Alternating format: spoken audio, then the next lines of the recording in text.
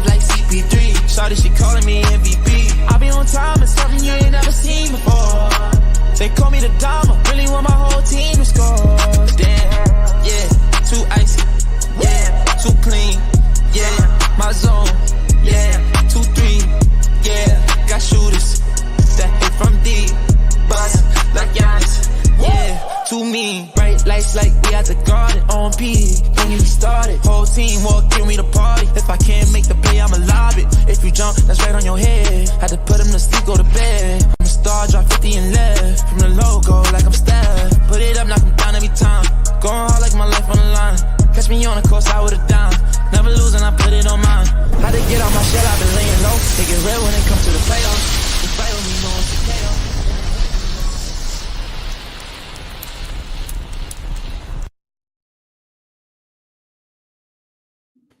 Hey, what's up, everybody? Good evening. Welcome to the Pit Press Live. I'm not usually the one that kind of kicks off these shows, but we got some members out in Las Vegas currently about to roll out Mountain West Media Days. So very special guest we got on tonight. We're just going to kind of jump right into it. Very appreciative of his time, and he's joining us all the way from just outside Chicago. I didn't even catch where you were joining us from, but Mr. Kevin Sweeney, staff writer, college basketball from Sports Illustrated. How you doing, man? I'm good, man. Yeah, I'm in Chicago. Great time of year. Usually, it's been really warm, except for today. It's like 48 and driving wind and rain, so it feels like basketball season, if nothing else. But I was just going to say, true basketball weather. But yeah, again, thanks again for jumping on, man. I know you've been a busy guy. I know Nick we were just talking before we jumped on the show, reading a lot of your conference previews, really good stuff. I think there's a lot of stuff happening within college basketball or within college athletics landscape and the shakeup. How are you able to kind of manage it all, and what's kind of going through your head? We're 3 weeks out from tip off. Yeah, I mean, it's just great to have basketball like games again. There's just so much other stuff. You go from portal season, carousel season to portal season to recruiting to realignment. Like, it's just constant, and you understand why there's a lot of burnout among coaches, among administrators across the board, really. But yeah, I mean, look, I think the biggest thing for me has been organization. I know it sounds ridiculous, especially because I am not. If anyone watching this knows me, they know I'm not like the cleanest guy in the world. I'm not a neat freak or anything, but I basically maintain projected depth charts, rotations, etc. for 200 plus of the 364 Division I teams, New Mexico and the Mountain West teams included. And you kind of, if you keep up with every move and try to stay organized with notes and whatnot as things come in information wise, you can keep a handle on everything. But it is overwhelming a bit. Preview season is a bear. It really is like a 6-month process to get to this point. And you just roll out these. It takes a lot less time, if nothing else, to write a preview when you've been tracking these rosters and locked in for several months, not just kind of waking up being like, oh yeah, it's October 10th. I guess we got to write about basketball. So it's been fun. I'm certainly ready to watch ball. I watched UConn and Rhode Island in an exhibition the other day, and that was like a drug. I mean, it was awesome. So I'm excited for more.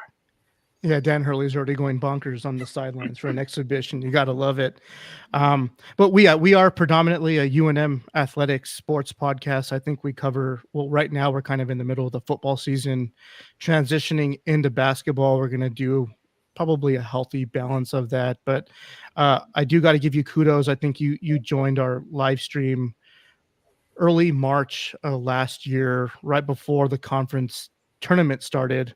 And we were kind of asking you for a dark horse who you were picking to win the Mountain West Conference. And sure enough, man, you said it was going to be New Mexico. And so what a conference tournament that they had, what a conference tournament that Jalen House had, Jamal Mashburn, and JT Toppin, right? I think those were the three that carried them through the tournament. But those three guys are gone now at UNM. So, but before I really kind of get into specifics on New Mexico, I want to get your take on conference realignment and how that really impacts a conference like the Mountain West? I know you cover all the conferences pretty much in depth, like you just described, but how does conference realignment in your mind affect college basketball? I think it absolutely has an impact. I think we're still seeing how it will shape things like making the NCAA tournament. I think these bigger Power Four leagues with 16 to 18 teams, I think there's a lot of questions throughout those leagues, like what's good enough to get in. Are these going to be 10 bid leagues? Are these going to be 12 bid leagues? Are they going to be 6 bid leagues? Like, I think there's a lot of questions there, and obviously everything trickles down from that, right? How many bids are left over for the Mountain Wests of the world? I think that's obviously something everyone's tracking. I do think in general, kind of big picture, like consolidating power and money at the top of the sport makes it harder for the New Mexicos and below to compete, keep up financially.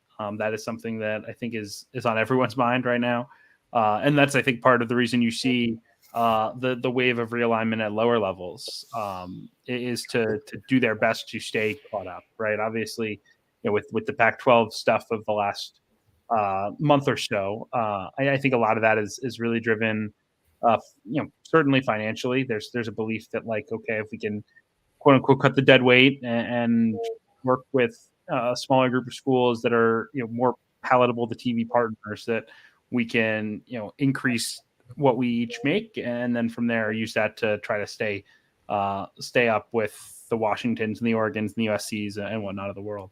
Obviously, that's first and foremost for football, but also for basketball. I think that drove Gonzaga's move to the Pac-12. I know that's been kind of talked about a lot, but to me, that move was almost entirely how can we set ourselves up to be ready to revenue share as soon as this spring, and set ourselves up for a future without Mark Few, where we can't rely on we'll have the best players and the best talent because we have an elite coach. That's not going to happen forever. And I think there's an understanding like we need to get to a league where we can make more money, and the Pac-12 being willing to give a sweetheart deal like they did with significant TV revenue share is significant. So yeah, I mean it's still again to say that I'm not sure there's one word that would fit the definition of okay, how does realignment affect basketball? I think it's nuanced and continuing, but I think the goal of it is to concentrate power at the top of the sport, and that may be football first, but it will obviously trickle its way down to other sports as well. Yeah, I had a different viewpoint on like we follow UNM predominantly, and they're a mid-major. Sometimes they're not a mid-major because they have the resources. And you were here at a game. What was it, 2 seasons ago? Yeah. Was it a San Diego State game? January 2023 against Boise. It was like an overtime, like really, really fun, awesome. As good an atmosphere as I've ever been a part.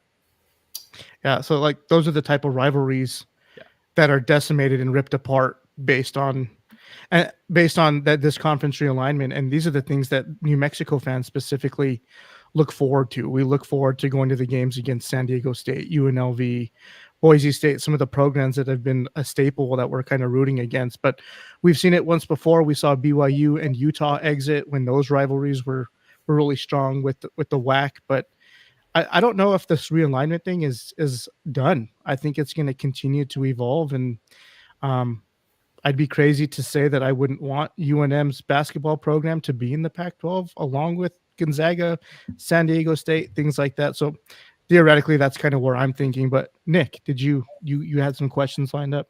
Yeah, Kevin. One of the questions I had for you was about the Mountain West. It's a new face league this year. A lot of the stars that us fans have become accustomed to, Caden Blackshear, Jared Lucas, Isaiah Stevens, Jaden Ledee, Lamont Butler, all the guys from UNM are gone. So who is it that you're looking at, some new faces in the league that you might be taking a look at early in the season?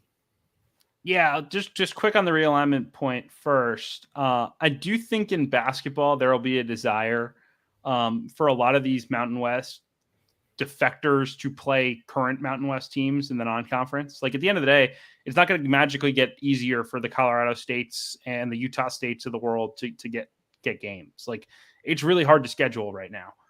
And so I do expect that as long as people can kind of put egos aside, that the New Mexicos like it will still make a lot of sense for New Mexico to play home and home with Utah State. Maybe they won't play twice a year; they'll play once a year. But I think we're going to see games like that quite a bit. San Diego State may be the one exception. I think they're going to try to operate as quote unquote high major as they can.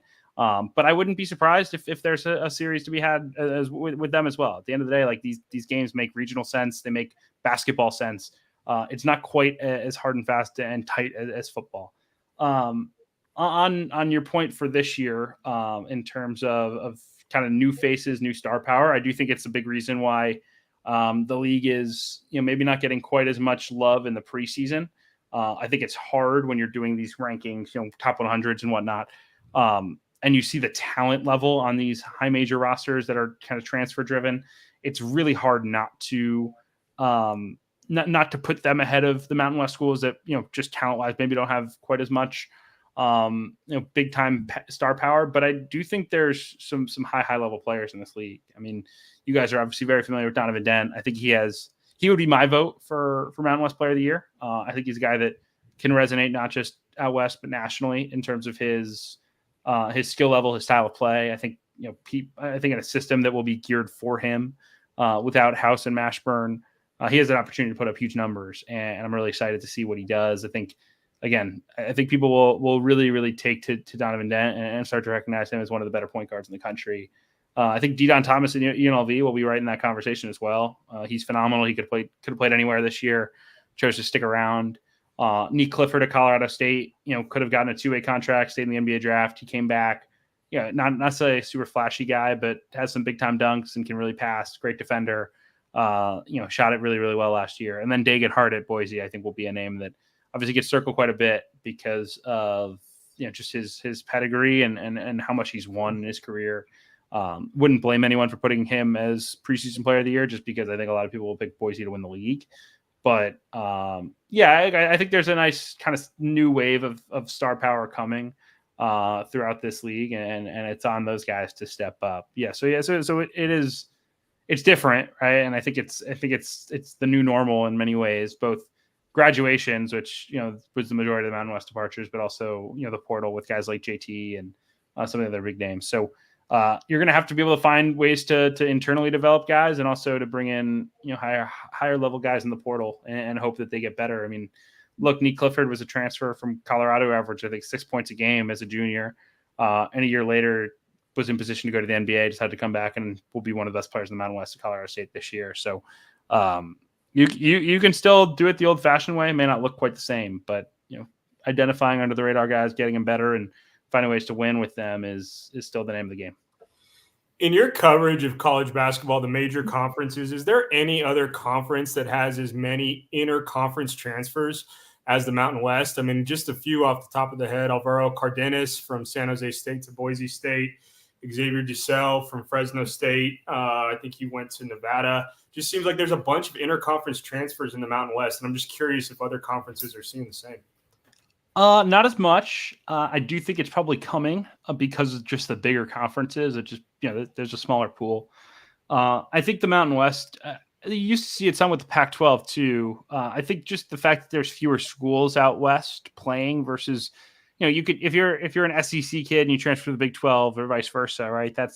That makes sense. But I think if you leaving one Mountain West school, oftentimes, like, where else are you going if you want to stay sort of regional? I know it's become a very national recruiting world, but I still think, Cali kids like to stay in California and West Coast kids like to stay in West Coast. And so I think sometimes you just get into a situation where it's that. And look, I think it's really hard. You have to recruit like high major level players if you want to be at large good in the Mountain West, but you probably don't have an high major budget. So if you're recruiting a kid that has been in your building and seen how you guys operate and seen that you guys get guys better and all that, I think it helps kind of bridge the gap in recruiting. So I think that's also contributed to it as well. Eric, I'll turn it back to you. Yeah, and AP poll came out yesterday. I don't think there were many shockers on there. I think a lot of people were leaning towards Kansas as being the number one. But what was your initial knee-jerk reaction? Can you choose a team that you thought maybe was ranked too high or maybe ranked too low, and then maybe a dark horse that you thought might have been left out of the top 25 that you think could actually make some noise this year? Yeah, look, I was a little actually surprised Kansas was number one, if only because I think the way the voters operate traditionally, you just say, all right, UConn's won it the last few years, they deserve that nod. But it was really close. Really, all three of them were pretty similar in terms of the number of votes.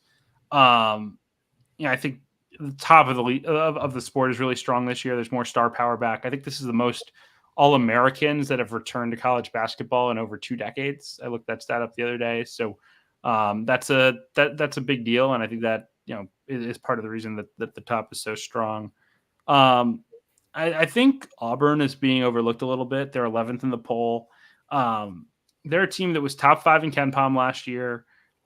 Ran into Yale in the first round of the NCAA tournament, got shocked and lost. But the circumstance of that game, Yale hit 1 million threes, and Auburn's second best player was ejected very early for sort of like a cheap shot elbow. That totally changed the game. And I really felt coming into the tournament that they were the team that had the best chance to beat UConn. They didn't get to that point, but they were that talented and bring a lot of that back. Their guard play should be better this year. Added Miles Kelly from Georgia. Janai Broome will be a National Player of the Year type up front. So I think they're probably being overlooked. I think that I would circle them, and then obviously at the back end of the top 25, a lot of really interesting names. Obviously Kentucky with Mark Pope, that'll be a fascinating one.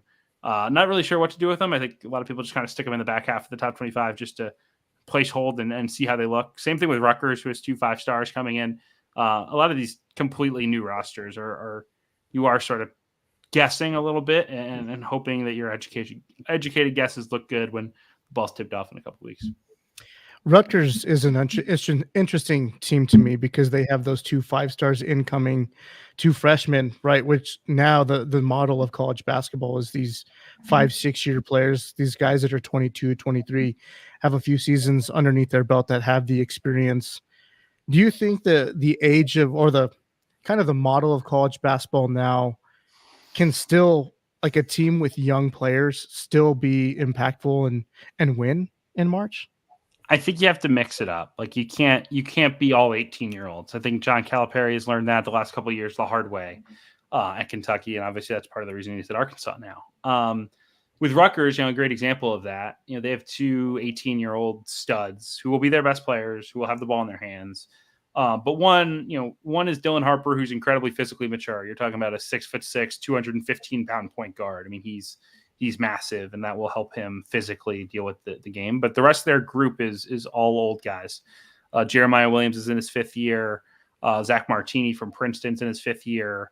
The list goes on. This is a very old physical team with 2 18-year-olds hanging around with them. So, you have to balance it. I think you can build with freshmen. I think there's a talent that you can get by going in that world. I mean, look, Ace Bailey may be the most talented player in college basketball this year, even over Cooper Flagg. Like, that guy is 6'10", handle the ball, pass, shoot. Like, he is.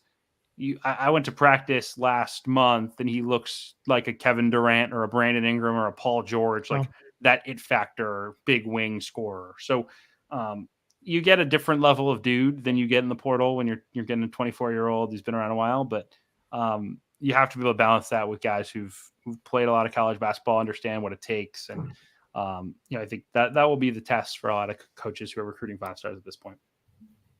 Kevin, I had some questions for you about the AP Top 25. The SEC with 9 teams in the Top 25, the most out of any conference. Just seems like the SEC is trending. They're emerging. The conference is growing into a basketball conference as well as a football conference. What trends are you seeing with the SEC?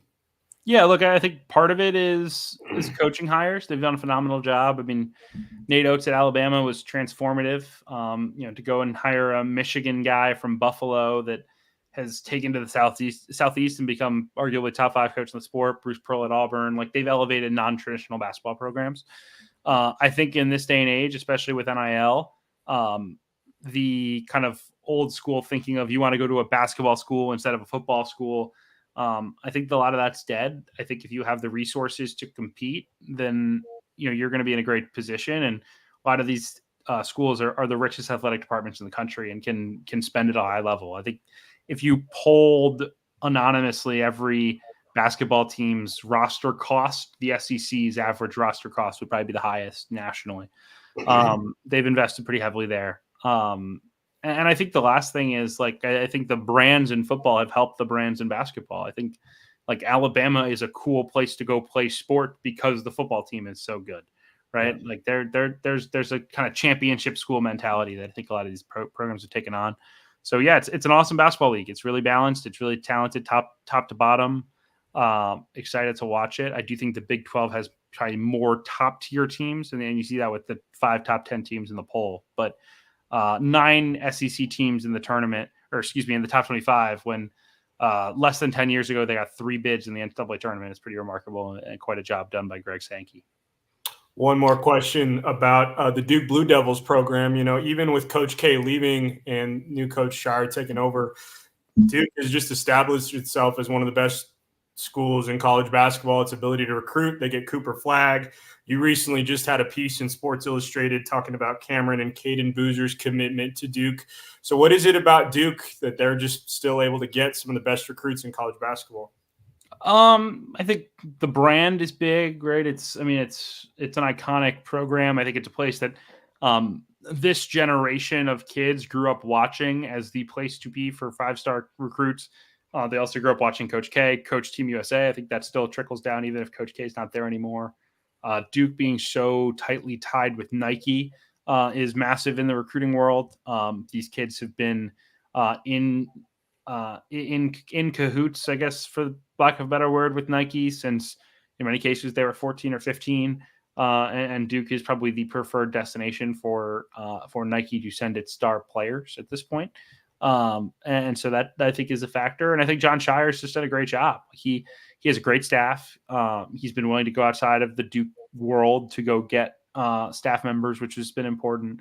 But he's a very good recruiter. He connects really well with people. I think he's been able to show a plan of how to develop guys to get them better. And I think the other thing with him is he can still get on the floor and work guys out, which I think matters to kids now, right? Like the idea of being able to pick a school and go play for a coach that you can go play one-on-one with and get better on the floor with in practice, I think is powerful. And Shire certainly has that ability as one of the youngest coaches in the country. Last question, then I'll turn it back over to Eric. The NCAA just shortened the transfer portal window for both college football and college basketball. How do you see that playing a factor going down the road? I don't think it's a huge deal. I think it's good. It's a good thing because, quite frankly, like these kids need to make up their minds. Having a window this long was just setting it up to allow kids to essentially negotiate and renegotiate over and over again. And it's not fair for the schools involved to keep having to negotiate against themselves. So the shorter window makes sense. It doesn't change the amount of time the kids have to actually go make a decision and commit to a school. They just have to put their name in the portal by that deadline. If you haven't, look, I have names right now. I actually started the note stock yesterday of kids that I've heard are potentially or likely going to be in the portal come March. Like decisions get made well before April 15th. And so I have no problem with it. I think it's great for coaches. They want a shorter window. And I think the kids will have enough time to be able to make an informed decision still. I want to shift your attention or focus to the Big 12. I know you just mentioned Kansas as kind of being the leading force there, but one that kind of resonates with us New Mexico fans, JT Toppin, Texas Tech comes in at number 15. I don't know a whole lot about them, and I didn't do my homework before we jumped on, but how many teams did the Big 12 get into the top 25? I believe 6 in the AP, 8 in the top 25 on KenPom. Got it. What do you know about Texas Tech? And is JT Toppin going to see a significant role on that squad? He will. Yeah, it sounds like they're really excited about him. They invested heavily in him, as has been reported, rumored, etc. Around New Mexico, I'm sure. I think he's really good. Like I watched him at the Combine in May and was really impressed with his improvement as a shooter. I think he will be their best front court player. And they have a very good team. They got him from the portal as well as Elijah Hawkins, who was a top assist man in the portal. from Minnesota. So those two guys will really help a returning core that features, 3 guys who averaged 9+ points per game a year ago. Grant McCasland is a phenomenal coach. Was great at North Texas. I think has a chance to be one of the better coaches in the country. Is kind of on that trajectory of like a Nate Oates or someone like that. And so I'm bullish on them. Bullish on JT. I think he'll be I don't know if he'll be an all Big 12 guy, but I think he'll be an above average starter. And I think if he was going to leave New Mexico, I think he could have accomplished everything that he wanted to staying at New Mexico. But if he was going to leave, I think Texas Tech is a really good situation for him to thrive.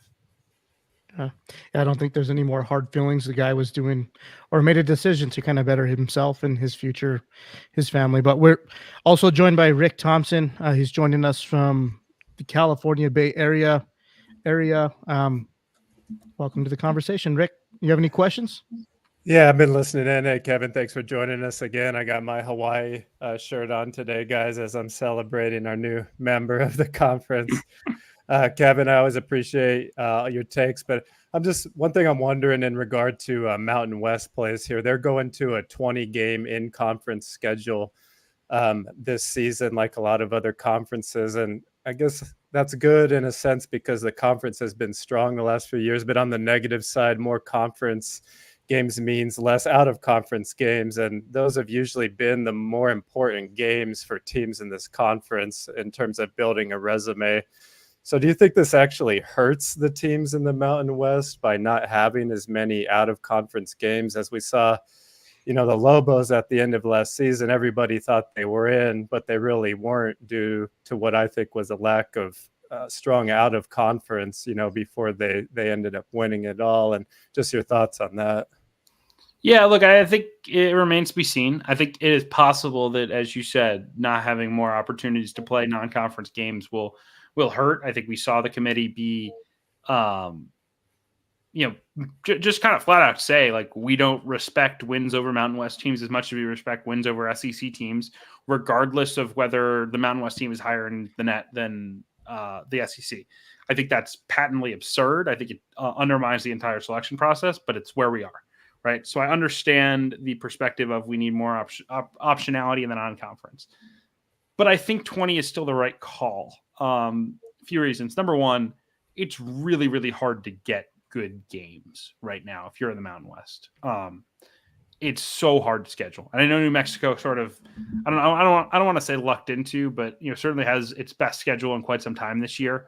With UCLA and St. John's and then their MT, which is much better than the ones they've been in the last couple of years. But in general, like New Mexico getting a neutral game against UCLA is not a expected thing. Like that is not going to be a thing that they get every year. This is a special opportunity.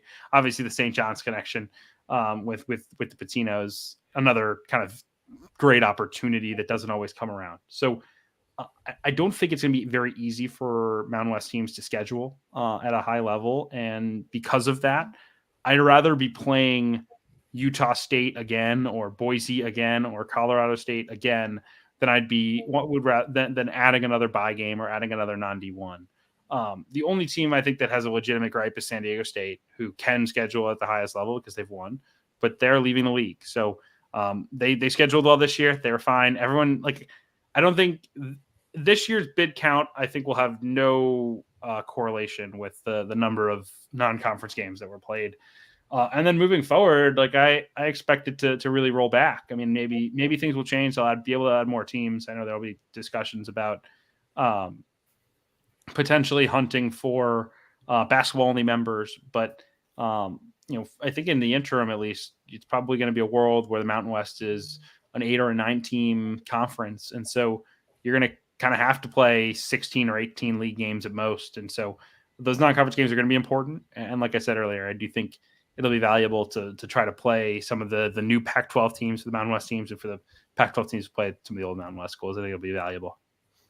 For the current Mountain West teams, I mean, just leading into this season alone, I know that you've covered some of the power conferences in your conference previews, but if you had to kind of quickly summarize the Mountain West preview, some quick highlights, some key players, I think San Diego State is kind of a big question mark right now because they're having to, I think they only have like 20% of their scoring coming back from last year's team, but things like that. And UNM had Jalen House, Jamal Mashburn, JT Toppin all depart. So like they're having to rebuild too. And a lot of people are really high on them. But what is your outlook for the Mountain West, specific teams and even like incoming transfers or new additions? Yeah, look, I think the margin between number 1 and number 7 will be pretty slim again, right? And that was the case last year.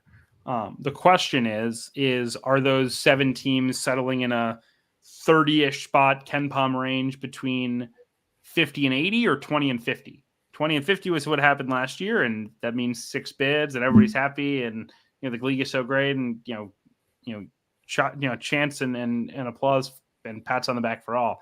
50 through 80 means like complete Armageddon, fight for every NCAA tournament bid, hope we get 3 type thing. So that's the thing I don't really know yet, and I don't think we will know until the non-conference. It will be critical for these teams to go out and win. I gave Boise the preseason number 1 nod. I have a quote unquote best of the rest preview coming out on Friday. CBS did something similar. But I have one of those coming out in Sports Illustrated on Friday. So people can check that out for kind of the whole rundown. But I have Boise number 1.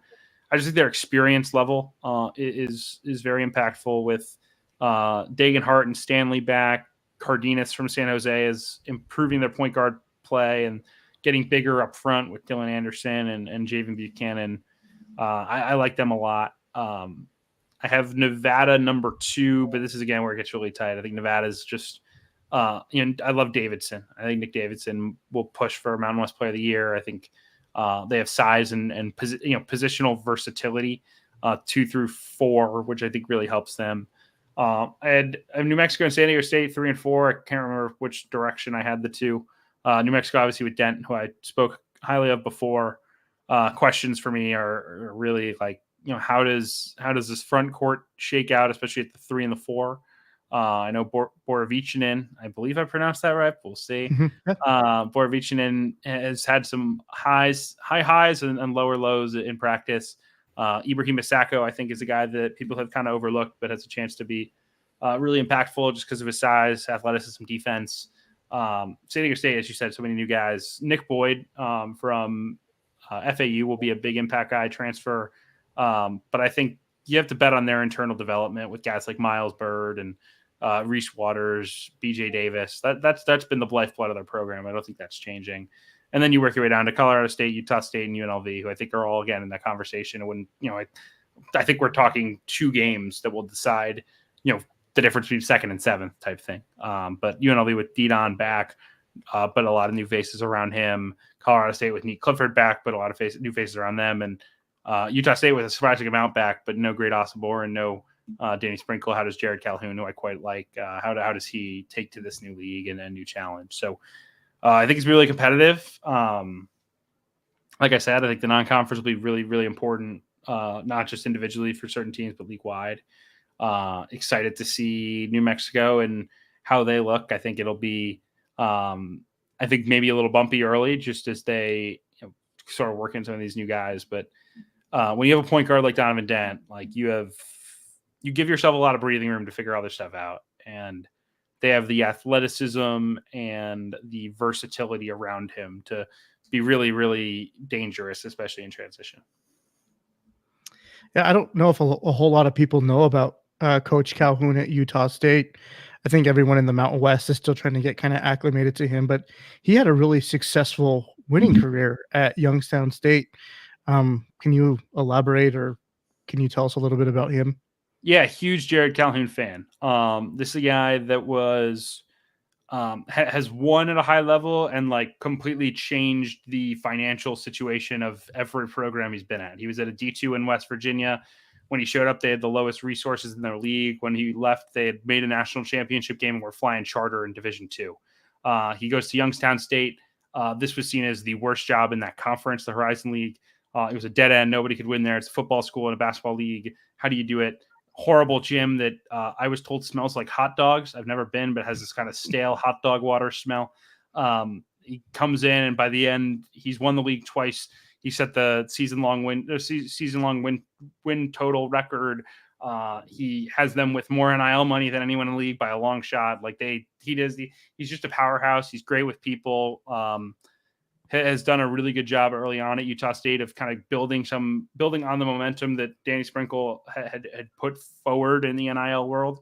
And that has positioned themselves really well. That's why they've been able to keep so many of these guys, whether it was Martinez, Falslev, some of those faces were, not locks by any means to come back, and they did because of Calhoun and because of NIL. He's a really, really excellent offensive coach. They had some really, really high level offenses at Youngstown. Defensively, they've struggled in the past, but I think part of that was, sort of sacrifices that they made. I don't think he's immune to knowing how to coach defense. But yeah, I think really highly of him. Worked under some really good coaches. Thought it was a really nice, smart, outside the box hire for Utah State to go out of the region. And I think, again, it'll be challenging year one with so many new faces, him getting acclimated to a new league. But to have, a few of those key pieces from last year's team back was big. And, certainly I think he has a chance to keep Utah State right in that kind of at-large mix, which is what the standard has been over the last couple of years. Well, I think the feeling that I get, because we were at Mountain West Media Day last year, and we were able to sit down with Coach Danny Sprinkle, and no one really knew too much about him. I don't think the expectations were very high at Utah State, and they were competing. They won a Mountain West championship regular season, and so the resources are there. I think the fan support is there. I think the herd is what they've kind of deemed their student section. It's very underrated, and I think it deserves more credit than it receives, like on a national level, because they do turn out, and that place is really hard to play, specifically like in the Mountain West. So I think he's walking into a really good situation where he's going to get the level of support like right out the gate. So they would kind of be a dark horse that I would probably look out for. But Nick, Rick, you guys have any other questions? Just two more for me. Kevin, your thoughts on the Mountain West seeding last year in the Mountain West tournament? You've probably talked about that at length now, but obviously Lobo fans were disappointed that we got an 11. We thought we should have been seeded higher. There were a bunch of fans around the Mountain West that were disappointed with their seeds. What were your thoughts? Yeah, I sort of alluded to it earlier in terms of the committee making clear that they don't view a SEC and a Mountain West win the same. I thought it was egregious. I think it was almost impossible to back up with any real data other than we just don't think your teams are that good. I think it shouldn't give you a warm and fuzzy feeling about this year if you're on the bubble. But yeah, look, I think it was better to get 6 in than not. I'd rather be waking up Monday morning after the selection show complaining that I'm going to Dayton than complaining that I'm not in the tournament. So, from that perspective, the Mountain West was lucky, but look, I think it is very obvious that the league has more room to go in terms of getting the respect I believe it deserves from the selection committee. And it was disappointing to say the least. And I remember getting a lot of calls that night from coaches in the league, people I've been friends with for a long time, who were like spitting mad about the situation. And I think they had every right to be.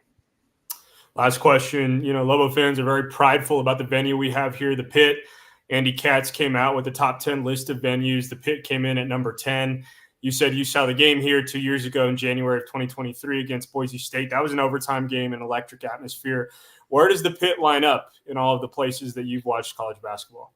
Man, I don't have a ranking. I'm not quite as good at generating rage engagement as Andy is. But look, it was awesome. Like I loved every second of it. It was obviously a phenomenal game, and it was, I think, a big moment for the program as Richard tries to get this thing back on track. And I had an unbelievable time. I thought it was as good, again, good an atmosphere as I've been in. I've been to Cameron. I've been to Carolina. I've been to quite a number of these. I've been to most of the Big Ten venues: Illinois, Indiana, Michigan State. The list goes on, and it was just as good. The fans are so passionate. I joke with people all the time trying to explain it. Like it's sort of like SEC football, but for basketball. Like there's just there's no wine and cheese fans. Like everybody who's there is into it. There was guys behind me like yelling, all sorts of shit at the refs, and Jeff Grammer sitting next to me, and he's like, "Yeah, that guy donates like 10 grand a year to the department." Like, it's just not stuff you normally see. So, I loved the passion. I loved the uniqueness of the venue. Obviously, going down the tunnel was a really cool experience, and hopefully I'll be back. I've got some good friends in the league, and would love to make another trip. So. Flights are doable from Chicago to Albuquerque, so we'll see if we can make that happen again this year. Right on. Well, Kevin Sweeney, staff writer with Sports Illustrated. Kevin, always appreciate your time. You've been on our show a couple of times now. I know you took 40 minutes out of your night to jump on our show, but before I let you go, you got the UNM games lined up this year, either on the road. I know that there's a big one at Madison Square Garden against Father Patino, and you talked about the UCLA matchup in Vegas. So you're going to try to catch the Lobos at all this year?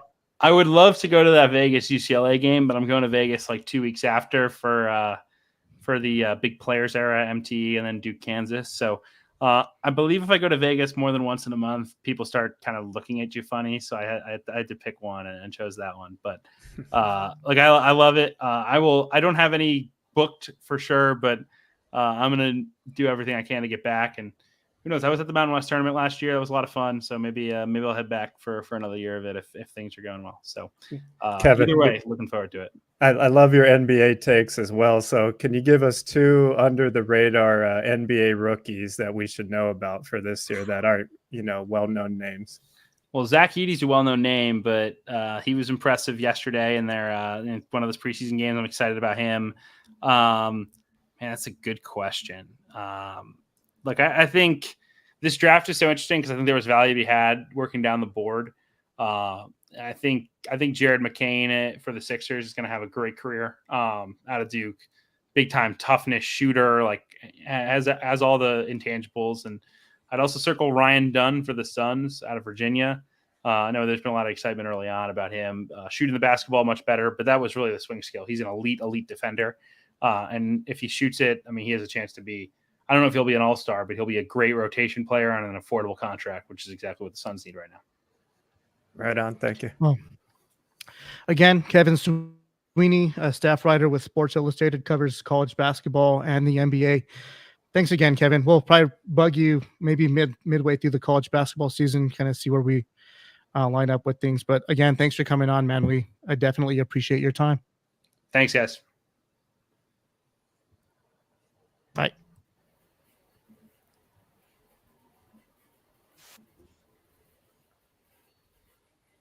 Well, I don't think we'll be seeing Mr. House this year. Nope.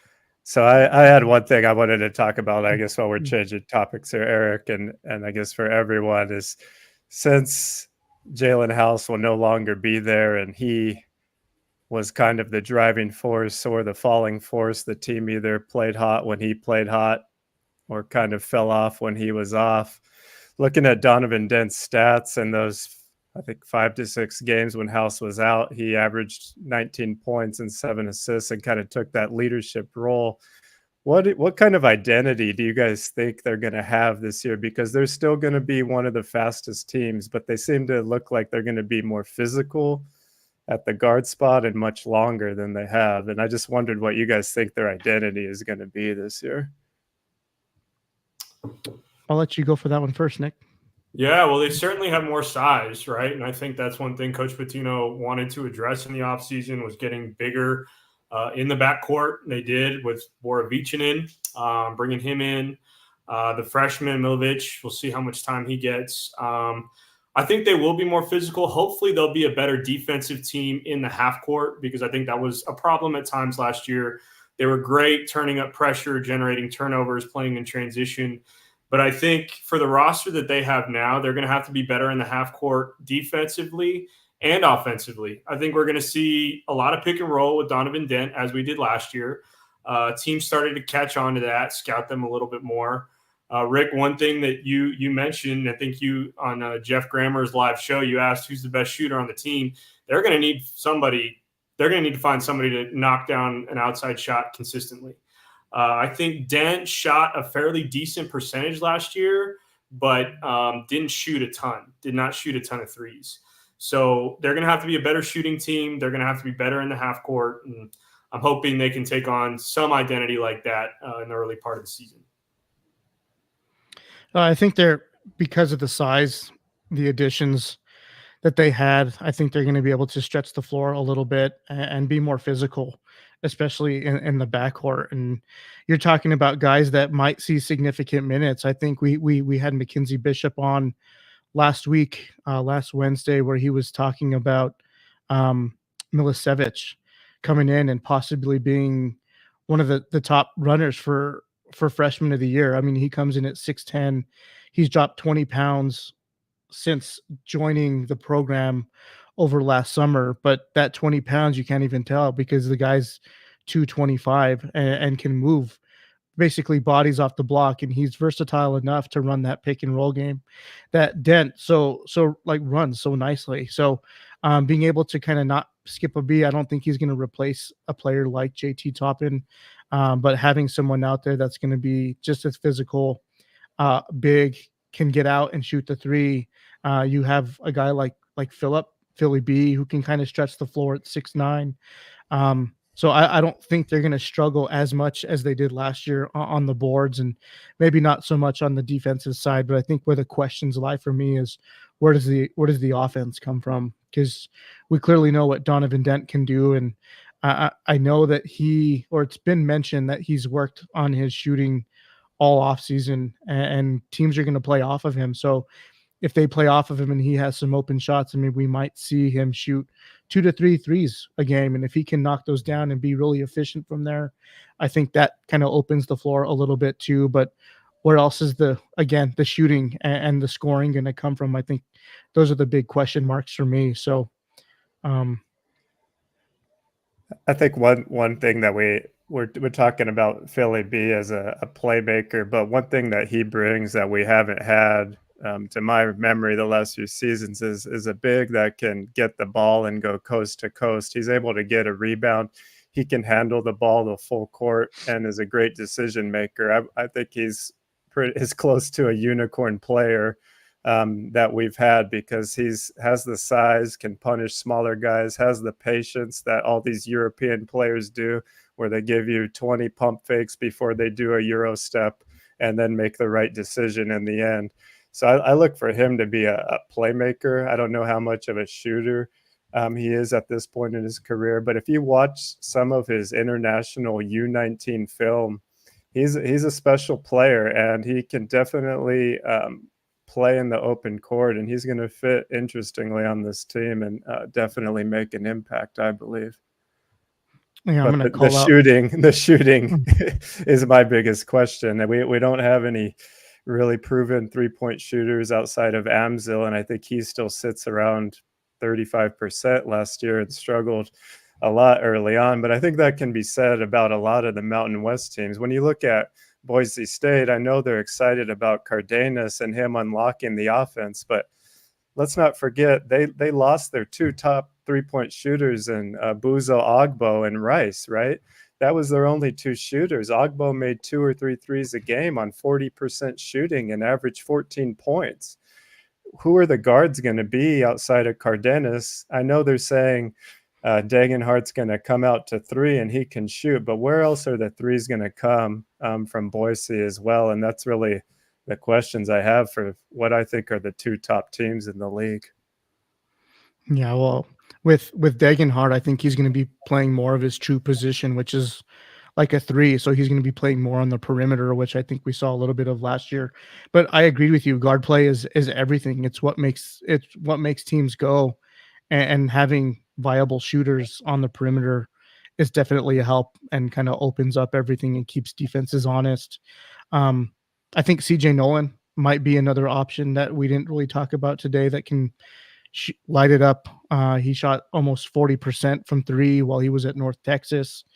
Obviously, the step up in competition, I think, might be a little bit, but I mean, the guy can play and he has plenty of experience. He started at Oklahoma, right? He played 2 years at Oklahoma before North Texas, so he's played this level of competition or even better, even though he played not starter minutes. And like you're mentioning, he's more than capable of shooting the 3.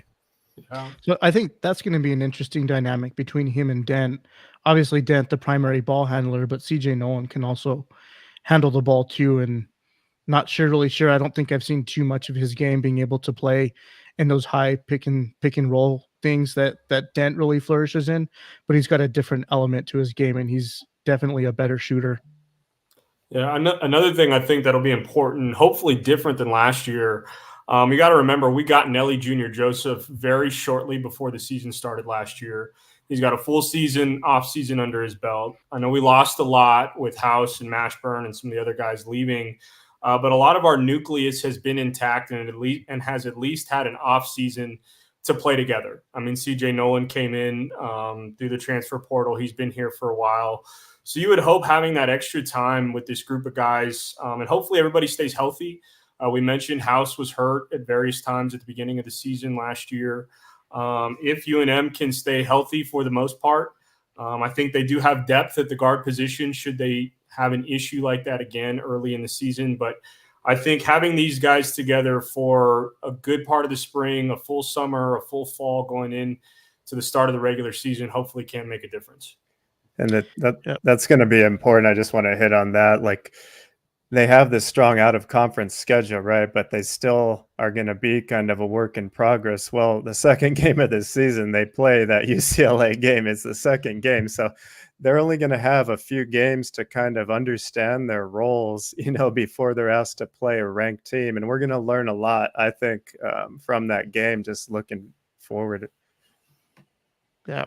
I just want to read this comment because it kind of aligns with what you were talking about, Rick. But Ronnie Chavez, Patino has said teams should stop looking at how many quad wins they have if the committee isn't going to acknowledge them as far as seeding goes. Does he have a point there? Well, in our interview with Kevin Sweeney, he did make that comment that it's the metric that they're all using to kind of determine the seeding and the selections. So if you're just going to overlook that, what's the point of having it there? I think it was more of a bias towards West Coast basketball and Mountain West getting thrown into that conversations. But I do think those quad one wins, which the Lobos have plenty of this year, and Rick was just talking about the UCLA game, St. John's, when I think Jeff Grammer had a tweet that went out yesterday that the Lobos could potentially play 8 teams this year that were either receiving votes or in the top 25 in the preseason. So, I mean, that's pretty significant and by far probably one of the toughest schedules the Lobos have had put together in a really long time, if not ever. For sure. More questions. Do you guys like the new unis? They added a little more turquoise, I believe. Rick? Hey, the more turquoise, the merrier. I always like when they mix it up. I wish they would do some type of tribute to the Michael Cooper era where they got the Lobos running down vertically. I heard someone on Twitter, I think Joe the Jeweler, said that they might be wearing those this year. I don't know how credible Joe the Jeweler is, but I love the turquoise, and I love any variation that brings back the retro logos because I like those a lot more than the current stuff we got going on. What do you guys think? I definitely like the New Mexico across the chest versus the Lobos across the chest too. A lot more teal, or a lot more turquoise. Sorry, not teal. And then I want to pose this question to you guys, or just some comments about Q Webb. Obviously, he's a freak athlete, 6'6", a guy that I think we talked about a lot last season. We were kind of questioning why he wasn't seeing the minutes that he was, but I think this season could be the season that he gets an opportunity. Thoughts? I think so. When Jeff Grammer had associate head coach Isaac Chu on, he talked about Q Webb being in the mix early on in the season practice, or in early season practice. But he's got a high ceiling because of all the intangibles that you just mentioned, Eric. I mean, he's listed at 6'6", and he's got a big physical body. He's got to be able to knock down an open shot. I mean, at this point, I don't know if we've seen him as somebody who's a shot creator. Maybe he does have that in his bag. I hope he does. But probably playing off of Dent and some of these other guys that create opportunities, he's going to have to be able to shoot from the outside. I could envision him and seeing him being a 3-and-D kind of guy. Defend the other team's best player, as Miguel Sanchez has pointed out. He did do a good job on Max Rice. And then be able to knock down that open shot in the half court and playing well in transition. I think he has the tools to do that for sure. Yeah, I'd agree. I'm super high on Q. Only shot 30% last year from three, but that was on very limited looks. So I think his shooting is better than what the stats indicate. You know, he's a California guy. I've seen video of him working out with social media star Mikey Williams, also from California. So this guy is working out with elite level talent in the off season. He knows what it takes. I think he does have more, like Nick is saying. Now it's about building some confidence, right? And getting those in-game reps. So when he's out there, he knows what he's supposed to be doing and isn't second guessing it. But I have a lot of faith in him and I would love to see him get some run. I think he's very capable too. I think the question for me with him is where does he fit within like his position? Right? I don't think he has a true position because I don't see him as a true two guard because he's not the high efficient shooter. But is he a true three? I don't think he has the size as a true three, but he's got the athletic ability. And I do like the comment that Nick made with being able to be that 3-and-D guy, because I think he's capable of being very high energy, very active on the defensive side, being able to get rebounds and defend. At least spell some of these guys on the defensive side and put in some decent minutes. So he's got plenty of upside, I think, but now it's really just coming down to getting minutes and actually making the most of those minutes. But you guys have any additional thoughts before we get off? I know, Rick, you're headed to Vegas, not tomorrow, but early Thursday morning for Mountain West Media Day. It's Christmas in October, man. I think this is what Ryan and I kind of started the Pit Press based on was covering Lobo basketball specifically, but we branched off and started covering football and other topics. But what are you looking most forward to in Vegas? Yeah, just on a personal note, I just want to say thanks to you guys for including me in this over the last year. It's been 1 year since I got laid off from a job I hated. And this year I'm going to Mountain West Media Days. I got a new real job. This is just my play job. So life is good. I'm happy to be going there. I do take this seriously. As you guys know, I spend a lot of time researching and putting effort in to what we do on the show, even though the listeners might not think so. But we're going to be ready for Mountain West Media Days. Ryan is there getting the fort set down with Jacob. They'll have some coverage of the women tomorrow. They're going to speak with Coach Bradbury and the two ladies that are out there. So we're looking forward to that. And I believe they're also going to speak to UNLV's women coach. So we'll have all the men's stuff coming on. What day is it? Thursday. We'll be trying to go live for the entirety while we're on Radio Row there, and just bringing you guys all the content we can. So really looking forward to it. Yep. Cool. And then John Romero, one of our loyal followers, loyal watchers, awesome Lobo basketball insight gentleman. We have fun on the show, but you are all the greatest. Appreciate the efforts and the finer details. I know you're an Aggie. I think that's what Ed gives you a hard time about, but I think in due time we'll probably give New Mexico State a proper season preview too. I know that there's a lot of moving parts around that squad, and I think they actually got one player in the preseason first team for Conference USA. So a lot of upside there. And I think you guys like your coach down there too. So maybe we can effort someone down from Las Cruces. Maybe that's going to be Nick Capola or someone else, but I think we can definitely cover them. Definitely covering UNM women's basketball too, dedicating a full preview to them when we find the time, but we got 3 weeks until tip off, and we're all looking forward to it. So again, thanks everybody for watching tonight. This is the Pit Press Live. We'll be doing a little healthy balance of UNM football and basketball. So we'll see you guys from Las Vegas.